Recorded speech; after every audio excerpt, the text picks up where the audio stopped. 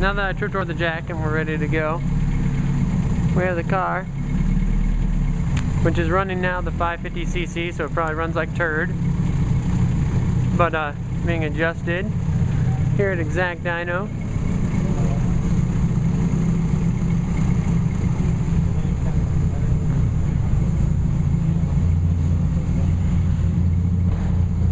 We're out to a good start, and what we have is a V20 block, V16 cylinder head. Are we going to use that tune again?